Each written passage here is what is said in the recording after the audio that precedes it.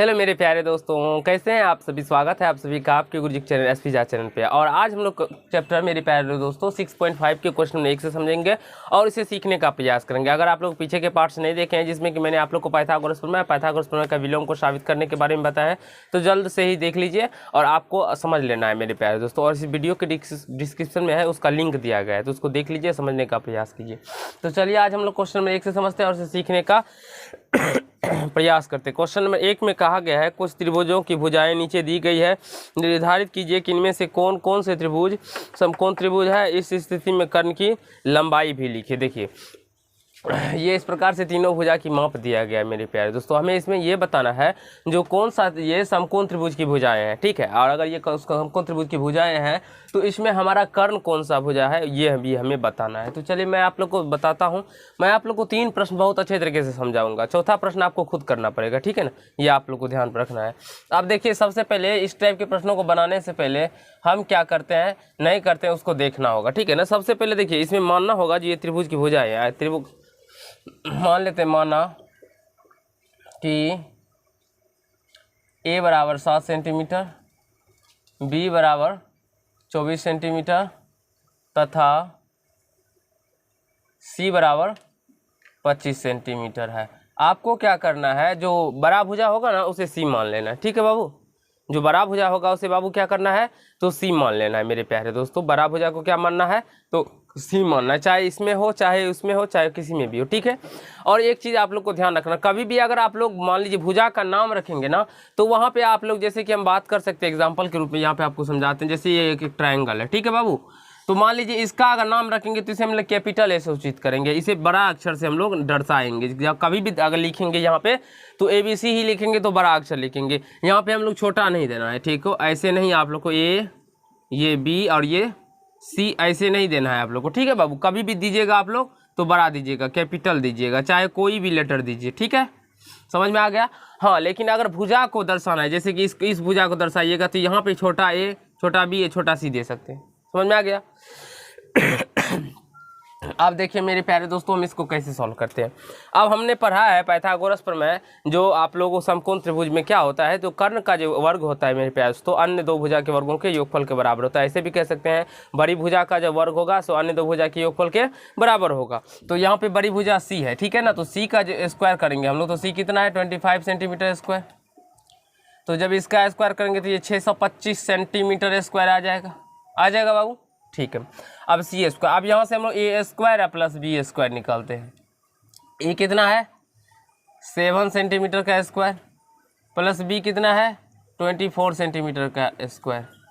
अब इसका निकालिए तो ये 49 सेंटीमीटर स्क्वायर हो जाएगा और ये कितना होता है 576 सेंटीमीटर स्क्वायर हो जाएगा बाबू। और जब इसको आप लोग जोड़िएगा तो ये 49 centimetre square plus 576 centimetre square को जोड़िएगा तो ये 625 सेंटीमीटर स्क्वायर हो जाता है। कहीं से कोई प्रॉब्लम नहीं हुआ बाबू, ठीक है। अब देखिए अब यहाँ से हम लोग कर सकते हैं जो ऐसे इस प्रकार से, जो मान लीजिए ऐसे होगा, लेकिन चूँकि पाइथागोरस प्रमेय से पाइथागोरस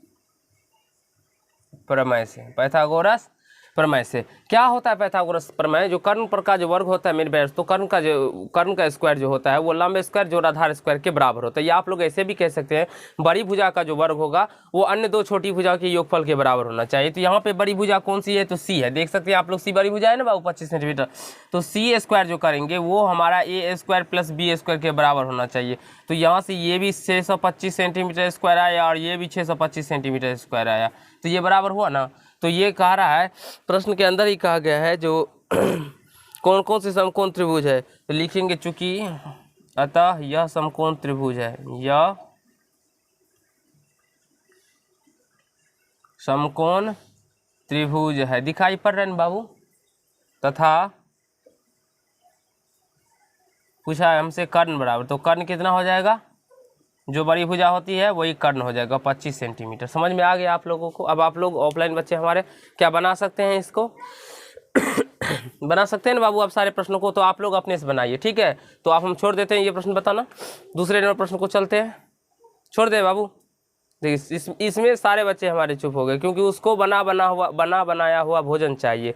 बना हुआ भोजन इस प्रकार हम बोर्ड पे बना देते हैं और बस कॉपी पे अपने छाप लेते हैं, बस हो गया उसका चैप्टर खत्म। ऐसे मत कीजिए, आप लोग अपने से ट्राई कीजिए। अब देखिए इसमें भी क्या करेंगे, बिना संघर्ष का मेरे प्यारे दोस्तों जिंदगी नहीं होता है, ठीक है ना। अगर कोई भी काम अगर आपको मान लीजिए जल्दी ही मिल जाता है तो उसमें आप लोग को मज़ा नहीं लगेगा। जब तक आप लोग संघर्ष नहीं कीजिएगा, कठिनाई नहीं झेलिएगा, तब तक आपको उसमें मज़ा भी नहीं आएगा, ठीक है ना। तो संघर्ष करना सीखिए। माना कि a बराबर 3 सेंटीमीटर, b बराबर 8 सेंटीमीटर एवं c बराबर 6 सेंटीमीटर है। मेरे प्यारे दोस्तों, मेरे अच्छे बच्चों, गौर से समझने का प्रयास कीजिएगा, ठीक है। अगर हम चाहे तो यहाँ पे c बराबर जो बड़ी भुजा है 8 सेंटीमीटर उसे भी मान सकते हैं, ये कहीं से कोई प्रॉब्लम नहीं है, ठीक है ना। मैंने अभी क्या बताया था, जो समकोण त्रिभुज में क्या होता है, बड़ी भुजा का जो वर्ग होता है वो अन्य दो भुजा के अन्य दो भुजा वर्गों के योगफल के बराबर। यहाँ पे बड़ी भुजा b है तो यहाँ से b स्क्वायर जब निकालिएगा तो ये 8 सेंटीमीटर स्क्वायर आ जाएगा, आएगा बाबू। तो ये 64 सेंटीमीटर स्क्वायर आ जाएगा।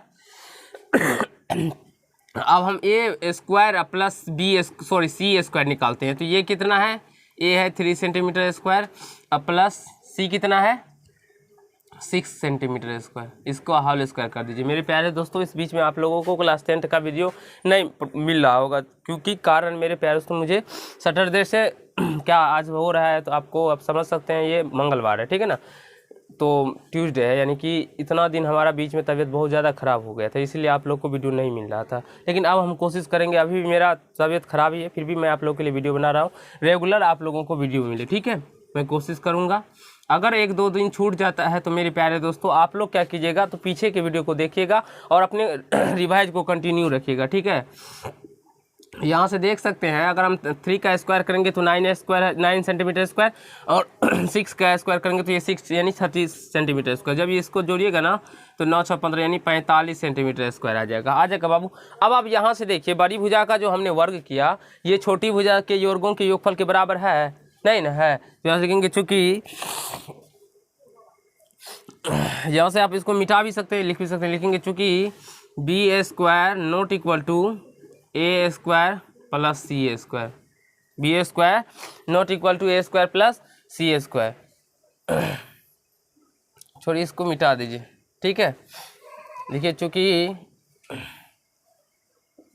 c स्क्वायर बराबर a square plus b square, यानी कि यह समकोण त्रिभुज। यहाँ पे देखिए ये समकोण त्रिभुज की भुजा को नहीं दर्शा रहा है, तो लिखिएगा अतः यह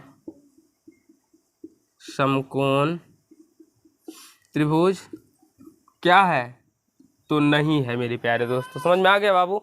जब ये समकोण त्रिभुज नहीं हुआ तो इसमें तो कर्ण हमें निकालना ही नहीं है। जो समकोण त्रिभुज होगा उसी में ना कर्ण लंबा आधार होता है, उसी में हमको कर्ण निकालना है।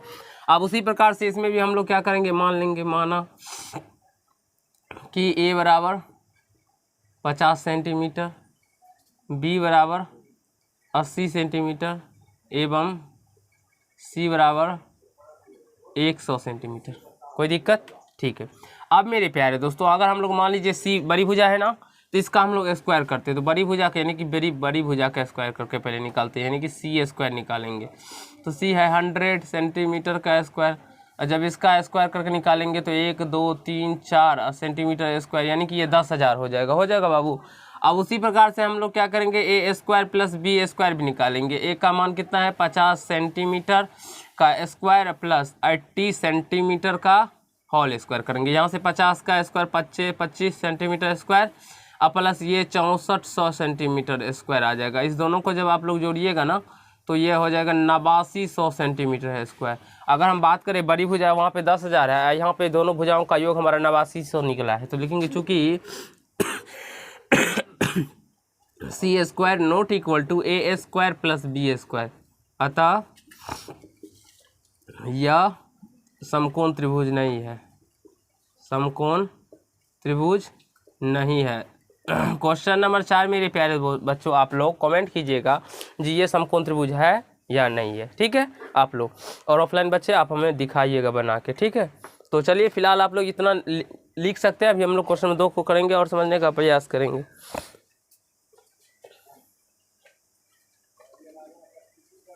चले फ्रेंड, हम लोग क्वेश्चन में 2 से समझते हैं, उसे सीखने का प्रयास करते हैं। तो क्वेश्चन में 2 में क्या कहा गया है आप लोग पढ़ लीजिए। कहा गया है मेरे प्यारे दोस्तों, जो पी क्यू आर एक समकोण त्रिभुज है जिसका कोण पी समकोण है तथा क्यू आर पर बिंदु एम इस प्रकार स्थित है कि पी एम लंब क्यू आर है, तो दर्शाइए कि पी एम स्क्वायर बराबर Q M into M R. चलिए हम दर्शाते हैं मेरे प्यारे दोस्तों। ये त्रिभुज दिया गया है, कहा गया पी जो है इसमें समकोण है, आप लोग देख सकते हैं यहाँ कोण पी क्या है, समकोण है, और ये पी एम लंब है किस पे, तो क्यू आर पे। इस प्रकार से हमें कहा गया, तो हमें साबित करना है पी एम स्क्वायर बराबर मेरे प्यारे दोस्तों, पी एम स्क्वायर क्या है, Q M into M R, यानी कि Q M into M R. ठीक है, तो चलिए हम लोग साबित करते हैं। सबसे पहले जो दिया रहता है ना वो हमें लिखना होता है, दिया है,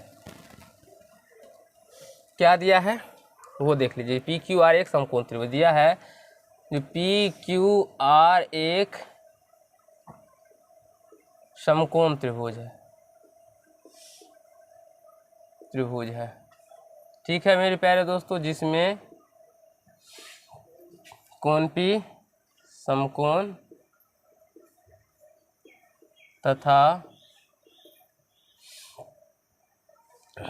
तथा ये पी एम जो है मेरे प्यारे दोस्तों वो लंब है क्यू आर, पी एम लंब क्यू आर है।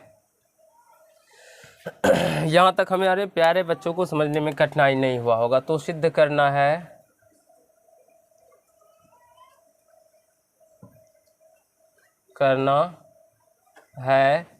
कि क्या सिद्ध करना है मेरे प्यारे दोस्तों, पी एम का जो स्क्वायर होगा वो Q M into M R के बराबर होगा, ये हमें साबित करना है। ठीक है, चलिए हम लोग प्रमाण देते हैं। दे बाबू प्रमाण। मेरे प्यारे दोस्तों आप लोग गौर से समझने का प्रयास कीजिएगा। मैंने वैसे आप लोग को बताया भी रखे हैं, आप लोग जाके प्लेलिस्ट में चेक कर सकते हैं।